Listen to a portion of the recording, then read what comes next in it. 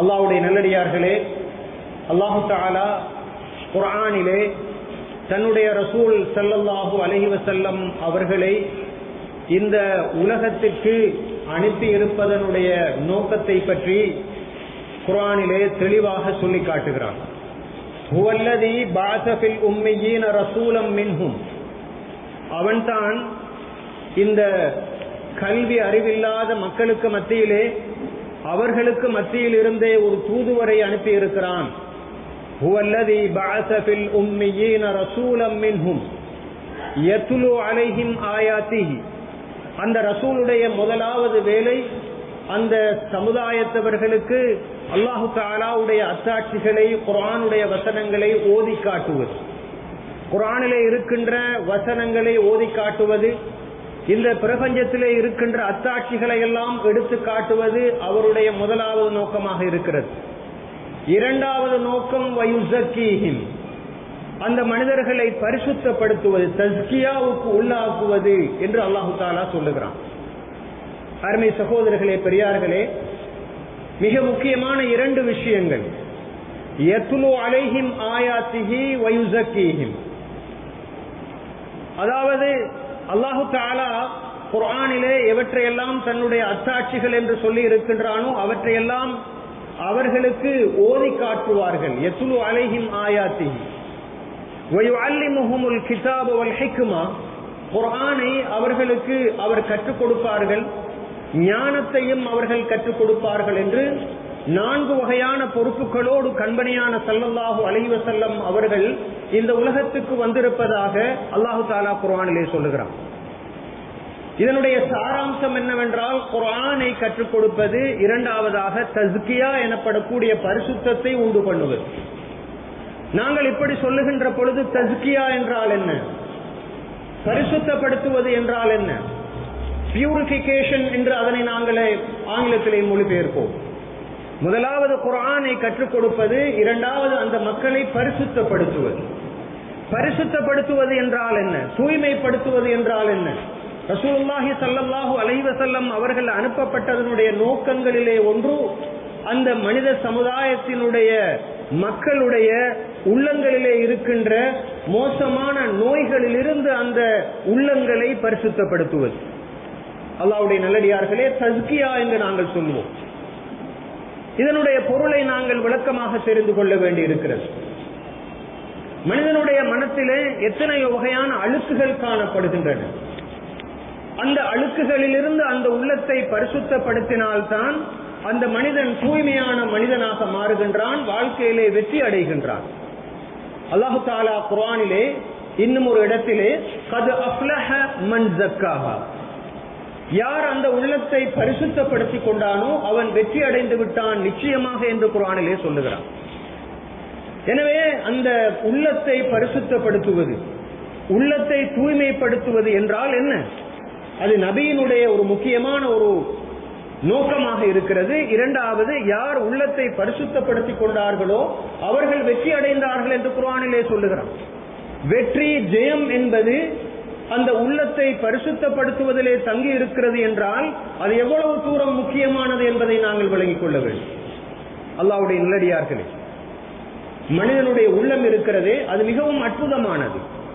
அதிலே நல்ல விஷயங்களும் காணப்படுகின்றன, பொல்லாத விஷயங்களும் காணப்படுகின்றன. பொல்லாத விஷயங்கள் என்றால் என்ன? அவற்றைத்தான் நாங்கள் அம்ராதுல் குலூப், உள்ளத்தை பாதிக்கக்கூடிய நோய்கள் என்று சொல்வோம். எங்களுடைய கடந்த கால இமாம்கள் அதனை முஹ்லிகாத் என்று சொல்லி இருக்கிறார்கள், மனிதனை அழித்து நாசமாக்கக்கூடிய விஷயங்கள் என்று சொல்லி இருக்கிறார்கள். அல்லாஹ்வுடைய நல்லடியார்களே, மனிதனுடைய உள்ளத்திலே பல வகையான நோய்கள் காணப்படுகின்றன. எப்படி மனிதனுடைய உடலுக்கு நோய்கள் வருமோ அதே போன்று உள்ளத்துக்கும் நோய்கள் வரும்.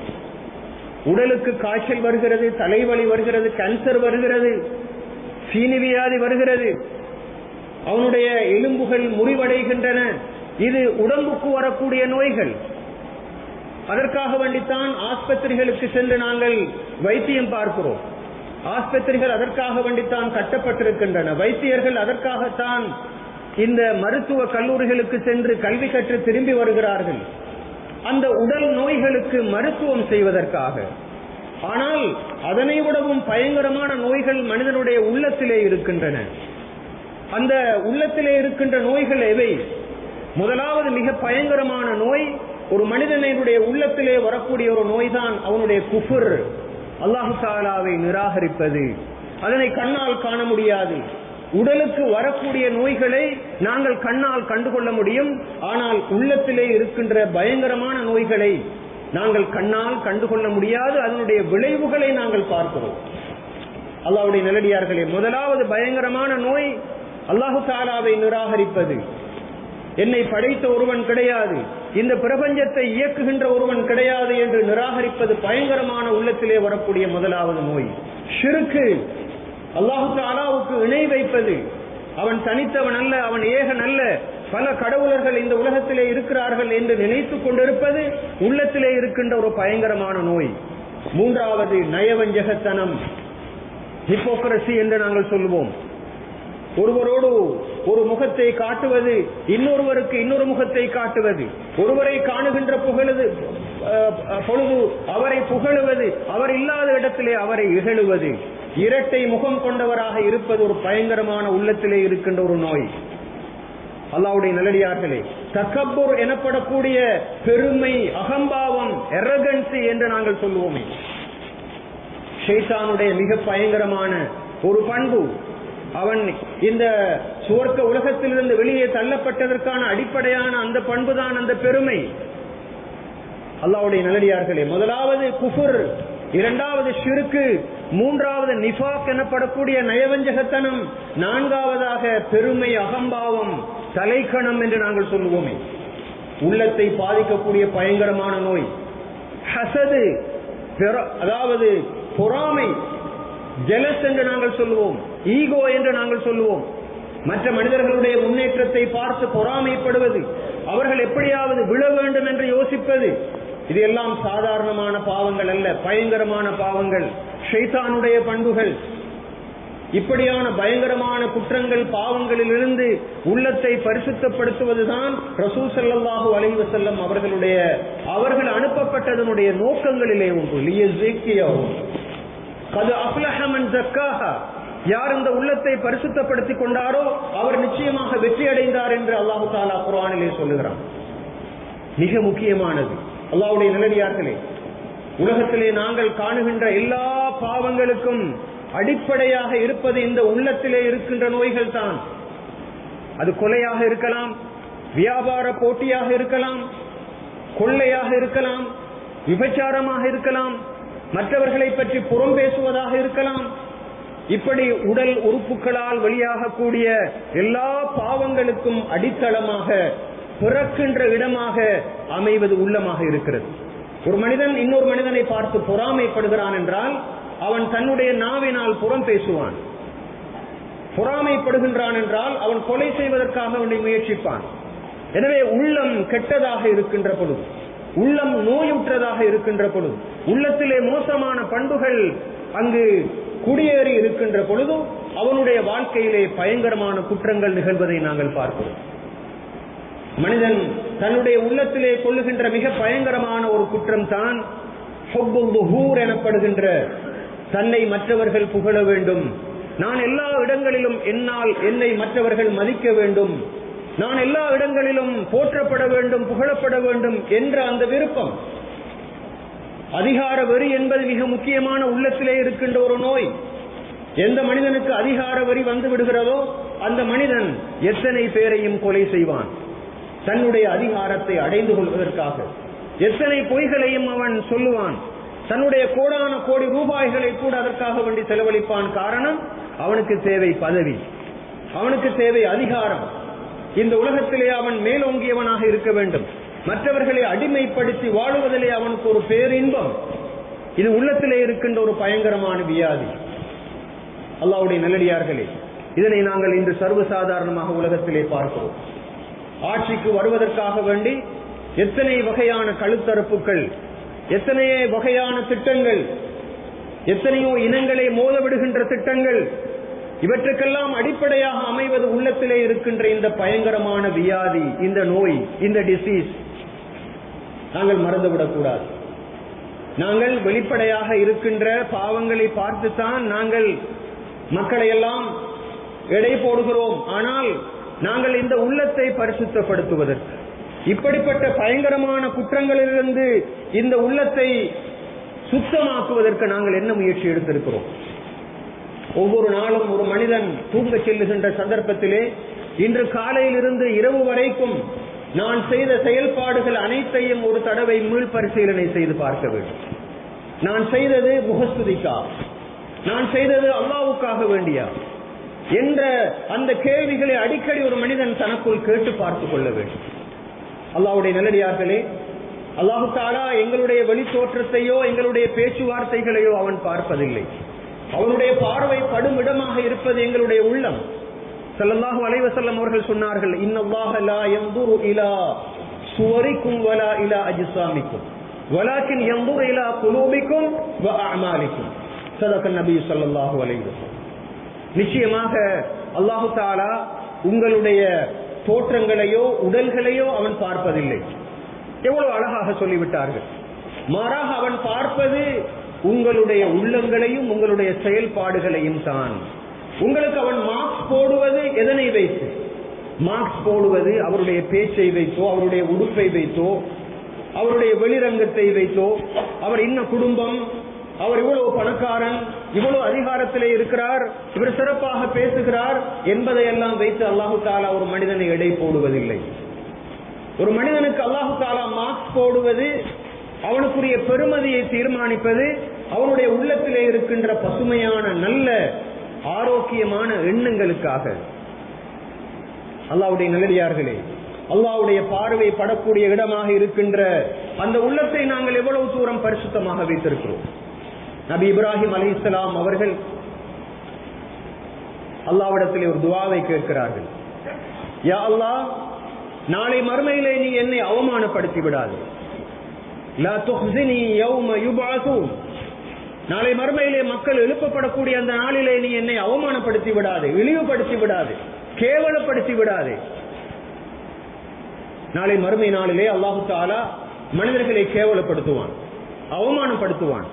ஆனால் யாரெல்லாம் கல்புன் சலீம் எனப்படக்கூடிய பரிசுத்தமான உள்ளத்தோடு வருகிறார்களோ அவர்களை மாத்திரம் அல்லாஹு தஆலா பாதுகாப்பான்.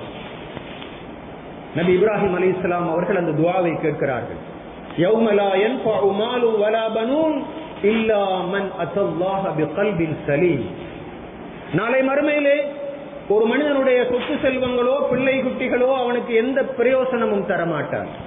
ஆனால் யார் பரிசுத்தமான உள்ளத்தோடு வருகிறார்களோ அவர்களுக்கு அந்த பரிசுத்தமான உள்ளம் பிரயோசனம் அளிக்கும். ரப்பே, அப்படிப்பட்ட அந்த நாளிலே நீ என்னை அவமானப்படுத்தி விடாதே. அல்லாஹ்வுடைய கலீல், அல்லாஹ்வுடைய நேசர், நண்பர், அல்லாஹ் தஆலாவால் வெகுவாக புகழப்பட்ட ஒரு நபி நபி இப்ராஹிம் அலைஹிஸ்ஸலாம் அவர்கள். அவர்களை விடவும் இந்த உலகத்திலே மிகவும் நெருக்கமானவர் யாரும் இல்லை என்பதனால் தான் கலீலுல்லாஹ். அல்லாஹ் தஆலா குர்ஆனிலேயே சொல்லிவிட்டான், என்னுடைய நேசர், என்னுடைய நண்பர், மை ஃப்ரெண்ட். அல்லாஹ் தஆலா ஒருவரை ஃப்ரெண்ட் என்று சொல்வதாக இருந்தால் அதனை விடவும் பெரிய பாக்கியம் என்ன? அல்லாஹ்வே அதுக்குரிய சாட்சியத்தை குர்ஆனிலே சொல்லிவிட்டானே. அப்படிப்பட்ட ஒரு நபி ஒரு துஆவை கேட்கிறார்கள், யா அல்லாஹ், அந்த மறுமை நாளிலே என்னை அவமானப்படுத்தி விடாதே. அந்த நபிக்கே ஒரு பயம், நானும் அப்படிப்பட்டவர்களுடைய பட்டியலிலே சேர்ந்து விடுவேனோ? ரப்பு என்னுடைய நண்பன் தான், ஆனால் நான் உலகத்திலே தலை தெறிக்க நடந்து கொண்டால் சில நேரங்களில் எனக்கும் அப்படிப்பட்ட ஒரு ஆபத்தான ஒரு நிலை ஏற்பட்டு விடுமோ என்று பயப்படுகிறார்கள். அதுதான் பணிவு, அதுதான் அடக்கம். அல்லாஹ்வுடைய நல்லடியார்களே, அந்த துஆவை மீண்டும் ஞாபகப்படுத்துவோம். அவர்கள் சொல்லுகிறார்கள், யா அல்லாஹ், லா துஹ்ஸினி யௌம யுபஅஸூன். அந்த மக்கள் எழுப்பப்படக்கூடிய நாளிலே நீ என்னை அவமானப்படுத்தி விடாதே. யௌம லா யன்ஃபஉ மாலும் வலா பனூன். அன்றைய தினம் எப்படிப்பட்ட தினம் என்றால், சொத்து செல்வங்களோ பிள்ளை குட்டிகளோ யாருக்கும் எந்த பிரயோசனத்தையும் தரமாட்டாது. இல்லாமன் அத்தல்லாஹ பிகல்பின் சலீம். யார் பரிசுத்தமான உள்ளத்தோடு வருகிறார்களோ அவர்களை தவிர என்று நபி இப்ராஹிம் அலைஹிஸ்ஸலாம் அவர்கள் சொன்னதாக அல்லாஹ் தஆலா குர்ஆனிலே சொல்லுகிறார். அல்லாஹ்வுடைய நல்லடியார்களே, நாங்கள் எமது மனதிலே கையை வைத்து கேட்டு பார்த்துக் கொள்ள வேண்டும். எனது உள்ளம் எந்த அளவு தூரம் பரிசுத்தமாக இருக்கிறது, சுத்தமாக இருக்கிறது. நான் அழகாக ஆடை அணிந்திருக்கலாம், வீட்டை விட்டு வெளியேறுகின்ற பொழுது எல்லா வகையான வாசனை திரவியங்களையும் போட்டுக்கொண்டு நான் போகலாம். நான் ஒரு டாம்பிகமான காரிலே பயணம் செய்யலாம். எனது வீடு எத்தனையோ அடுக்கு மாடிகளை கொண்டதாக இருக்கலாம். அப்படி யாரும் வீடு வைத்திருக்க கூடாது என்பதோ வாகனங்களை வைத்திருக்க கூடாது என்பது அல்ல. ஆனால் அல்லாஹு தஆலா அவற்றை வைத்து அல்ல ஒரு மனிதனை எடை போடுவது. அவன் எடை போடுவது அவன் ஏழையாக இருக்கலாம், அவன் பரம ஏழையாக இருக்கலாம். ஆனால் அந்த மனிதனுடைய உள்ளத்திலே நல்ல எண்ணங்கள், இஹ்லாஸ், தக்வா, சபர், தவக்குல், பணிவு, அடக்கம், அல்லாஹ்வுக்காக வேண்டி என்று மாத்திரமே செயற்படுவது போன்ற நல்ல எண்ணங்கள் இருக்குமாக இருந்தால் அவன்தான் சிரேஷ்டமானவன். இன்ன அக்ரமக்கும் இன்தல்லாஹி அத்காக்கும். நிச்சயமாக உங்களுக்கு மத்தியிலே மிகவும் கண்ணியத்துக்குரியவர்கள் யார் என்றால் உங்களுக்கு மத்தியில் இருக்கின்ற அதிகமான பயபக்தி உடையவர்கள் என்று அல்லாஹு தஆலா சொல்லுகிறார். அதிக பயபக்தி என்றால் என்ன? நாங்கள் சொன்ன இந்த பண்புகள், ஈமான், தவக்குல், சபர், ஹஷ்யத்துல்லாஹ், அல்லாஹ்வை பயப்படுவது, மறுமை நாளை தான் இலக்காக கொண்டு செயல்படுவது, மக்கள் மீதான அன்பு, இரக்கம், இத்தகைய பண்புகள் ஒரு மனிதனிடத்திலே இருக்கின்ற பொழுது அவன் தான் ஆகப்பெரிய தக்குவாதாரி. அந்த மனிதனுக்கு தான் அல்லாஹ்விடத்திலே ஏற்றமான இடம் இருக்கிறது என்பதை மறந்துவிடக்கூடாது. அல்லாஹ்வுடைய நல்லடியார்கள், ஒரு நாள் ரசூல் ஸல்லல்லாஹு அலைஹி வஸல்லம் அவர்கள் மஸ்ஜிது நபவியிலே இருக்கிறார்கள். தன்னுடைய சஹாபாக்களோடு பேசிக் கொண்டிருக்கிறார்கள். அந்த நேரத்திலே அவர்கள் சொல்லுகிறார்கள், ஒரு சுவர்க்கவாதி இப்போது வர இருக்கிறார் என்று.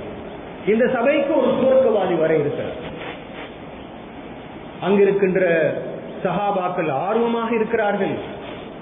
அந்த மனிதர், அதற்கு அந்த சஹாபி சொன்னார்கள், ரலியல்லாஹு அன்ஹு, நீங்கள் கண்டதை தவிர விசேஷமாக எதுவும் என்னுடைய வாழ்க்கையிலே கிடையாது. ஆனால் என்னையிலே, என்னுடைய உள்ளத்திலே மற்றவர்களை ஏமாற்ற வேண்டும் என்ற உணர்வே கிடையாது. மற்றவர்களுக்கு காலை வாரிவிட வேண்டும், மற்றவர்களுக்கு துரோகம் செய்ய வேண்டும், மற்றவர்களை ஏமாற்ற வேண்டும் என்ற ஒரு உணர்வே என்னுடைய உள்ளத்திலே கிடையாது. பரிசுத்தமாக என்னுடைய உள்ளம் இருக்கிறது. யாருக்காக வேண்டியும் அல்லாஹு தஆலா ஒரு அருளை, ஒரு பாக்கியத்தை கொடுத்திருந்தால் அதற்காக வேண்டி நான் பொறாமைப்படுவதும் இல்லை. இந்த ரெண்டும் தான் என்னுடைய பண்புகள். முதலாவது, யாரை பற்றிய வஞ்சக எண்ணமும் என்னுடைய. இப்படிப்பட்ட மனிதன் தான் மக்களுக்கு மத்தியிலே சிரேஷ்டமானவன் என்று ஸல்லல்லாஹு அலைஹி வஸல்லம் அவர்கள் சொன்னார். அல்லாஹ்வுடைய நல்லடியார்கள், சிரேஷ்டமான மனிதன் அவன் தான். நாளை மறுமையிலே அல்லாஹு தஆலா எல்லா மனிதர்களுக்கும் விசாரணை முடிவடைந்ததற்கு பின்னால் பின்வருமாறு சொல்லுவான், யா அய்யத்துஹன் நஃப்ஸுல் முத்மஇன்னா இர்ஜிஇ இலா ரப்பிகி ராதியத்தம் மர்திய்யா ஃபதுகுலி ஃபீ இபாதி வதுகுலி ஜன்னத். அமைதி அடைந்த ஆத்மாவே, அமைதி அடைந்த ஆத்மாவே, அய்யத்துஹன் நஃப்ஸுல் முத்மஇன்னா இர்ஜிஇ இலா ரப்பிகி, உன்னுடைய இரட்சகனிடத்திலே நீ திரும்பி வருவாயாக. ஃபதுகுலி ஃபீ இபாதி, என்னுடைய அடியார்கள் இருக்கின்ற அந்த இடத்துக்கு நீ நுழைவாயாக, அந்த சுவர்க்கத்துக்கு நீ நுழைவாயாக என்று சொல்லுவான். ஃபதுகுலி ஃபீ இபாதி வதுகுலி ஜன்னதி. அல்லாஹ்வுடைய நல்லடியார்களே, எந்த உள்ளத்தை பார்த்து அப்படி சொல்லுவான் என்றால், அந்நஃப்ஸுல் முத்மஇன்னா, அமைதி அடைந்த ஆத்மா. அமைதி அடைந்த ஆத்மா என்றால் என்ன? இந்த உலகத்தில் இருந்து விடை பெற்று செல்லுகின்ற பொழுது யாருக்கும் கடன் கிடையாது, யாரோடும் பகைமை கிடையாது, யாரை பற்றியும் பொறாமை கிடையாது. தூய்மையான உள்ளம், பிறந்த உள்ளம், வஞ்சகம் இல்லாத உள்ளம், பொறாமை இல்லாத உள்ளம். அங்கு நயவஞ்சகத்தனம் இல்லை, அங்கு தூய்மை, தெளிந்த தன்மை. எந்த ஒரு மனிதனும் அந்த மனிதனை பற்றி குற்றம் சுமத்துவது கிடையாது. அவருடைய காணியை பிடித்தார், இவருக்கு ஏசினார், இவரை பற்றி பொறாமைப்பட்டார், இவர் இத்தனை கோடி ரூபாய்களை இந்த உலகத்திலே இருந்து மக்களுக்கு ஏமாற்றி விட்டு போகிறார் என்றெல்லாம் யாருமே சொல்ல மாட்டார். அப்படிப்பட்ட அந்த அமைதியான ஆத்மா, அந்த அமைதியான ஆத்மா தான் மிக முக்கியம். யாரும் அவருக்கு தவறு செய்தாலும் அதனை வருஷக்கணக்கிலே வஞ்சகமாக வைத்துக் கொண்டிருக்க மாட்டார், மன்னிப்பார். மக்களை காணுகின்ற பொழுது சலாம் சொல்லுவார், கைலாக கொடுப்பார். புன்முறுவல் அவருடைய பண்பாக காணப்படும். பாதையிலே யாரை கண்டாலும் அவர்களுக்கு ஏதாவது உதவி செய்ய வேண்டும் என்ற உணர்வு அவருக்கு இருக்கும். இப்படிப்பட்ட மனிதர்களைத்தான் ஸல்லல்லாஹு அலைஹி வஸல்லம் அவர்கள் உருவாக்கினார். அல்லாஹ்வுடைய நல்லடியார்களே, மேற்கத்திய உலகத்திலே உடலுக்கு மருத்துவம் பார்ப்பதற்கென்று ஆயிரக்கணக்கான வைத்தியசாலைகள், லட்சக்கணக்கான டாக்டர்கள் கேன்சருக்கும், ஹார்ட் அட்டாக்குக்கும், கிட்னி ட்ரபிளுக்கும் இருக்கிறார்கள். ஆனால் மேற்கத்திய உலகத்திலே இருக்கின்ற மிகப்பெரிய பிரச்சனை, அங்கு இந்த சைக்காலஜிக்கல் கவுன்சிலிங் எனப்படுகின்ற உளரீதியான நோய்களுக்கான சிகிச்சை நிலையங்களுடைய தேவை அதிகமாக இருப்பதனால் தற்போது அதனை அதிகரித்துக் கொண்டிருப்பதாக நான் தகவல்கள் சொல்லுகின்றன. ஆனால் அங்கு தற்கொலைகள் அதிகம், கொலை அதிகம், ஏனைய நாடுகளை கபலீகரம் செய்து அந்த நாடுகளின் மீது ஆக்கிரமிப்பு செய்து அந்த வளங்களை சுரண்ட வேண்டும் என்ற உணர்வு அதிகம். இந்த உலகத்தை உயர்ந்த பட்சமாக அனுபவிக்க வேண்டும் என்ற அந்த உணர்வு அதிகம். அதனால் அந்த மக்களுடைய வாழ்க்கையிலே நிம்மதி கிடையாது. அதனால் அதிகமாக அவர்கள் இந்த வகையான நோய்களுக்கு, உள நோய்களுக்கு அவர்கள் அதிகமாக மருந்துகளை பாவிக்க வேண்டிய கட்டத்துக்கு வந்திருக்கிறார்கள். அல்லாஹ்வுடைய நல்லடியார்கள், இது சிம்பிளான விஷயம். இஸ்லாத்தை பொறுத்தவரையிலே ஒரு மனிதனுடைய உடலுக்கு வைத்தியம் பார்ப்பதற்கு முக்கியத்துவம் இருப்பது போலவே அவனுடைய உள்ளத்துக்கு வரக்கூடிய இத்தகைய பயங்கரமான நோய்களுக்கு சிகிச்சை செய்வதற்கான ஏற்பாடுகள் இருக்கின்றன. 5 நேரம் தொழுங்கள், விக்ர் செய்யுங்கள், திலாவத்துல் குர்ஆனிலே ஈடுபடுங்கள்.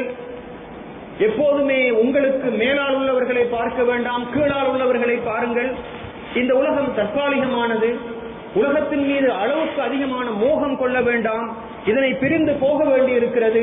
நாளை கியாமத்திலே தான் எங்களுக்கு நிம்மதி இருக்கிறது, சந்தோஷம் இருக்கிறது என்று சொல்லப்படக்கூடிய அடிப்படையான அந்த உள்ளத்துக்கு தேவையான எல்லா வகையான ஊட்டங்களையும் நாங்கள் பெற்றிருக்கிறோம் சகோதரர்கள். எனவே நாங்கள் இந்த நிலையில் எமது வாழ்க்கையை ஒழுங்குபடுத்த வேண்டிய தேவை இருக்கிறது. எமது உள்ளத்திலே அல்லாஹு தஆலாவை பற்றிய அச்சம், மறுமை நாளை பற்றிய பயம், இந்த உலக வாழ்க்கை என்பது ஒரு தற்காலிகமானது, நிரந்தரம் இல்லாதது. இந்த உலகத்தில் இருக்கின்ற எல்லா மனிதர்களையும் நான் நேசிக்க வேண்டும். யாருடைய சொத்து செல்வங்களிலும் ஒரு சதமும் எனக்கு வேண்டாம். நான் அவர்களுக்கு கொடுத்து அவர்களுடைய மனதை நான் நிறைவுபடுத்த வேண்டும். யாரையும் வஞ்சிக்க கூடாது. எல்லோரும் என்னுடைய சகோதரர்கள், அல்லாஹ்வுடைய நல்லடியார்கள்.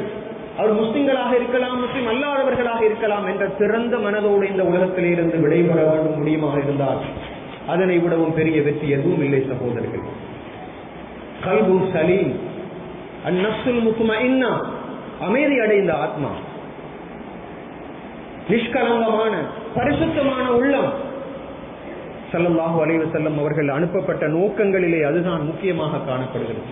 அல்லாஹ்வுடைய நல்லடியார்களே, கெட்ட நண்பர்களுடைய சகவாசத்தை விடுவோம்.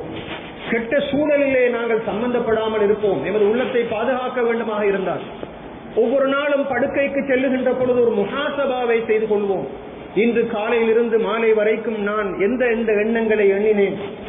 நான் யாருக்கும் குறிபறித்தேனா? யாரை பற்றியாவது பொறாமைப்பட்டேனா? நான் அல்லாஹ் தஆலாவுக்காக வேண்டி எதனை செய்தேன்?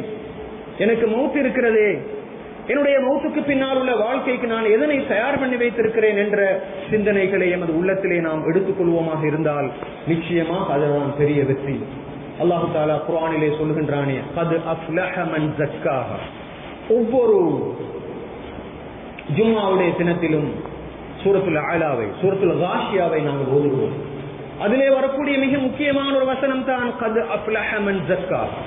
யார் அந்த உள்ளத்தை பரிசுத்தப்படுத்திக் கொண்டார்களோ அவர்கள் நிச்சயமாக வெற்றி அடைந்து விட்டார்கள் என்ற அந்த குர்ஆனுடைய வசனத்தை நாம் அடிக்கடி ஞாபகப்படுத்திக் கொள்ள வேண்டும்.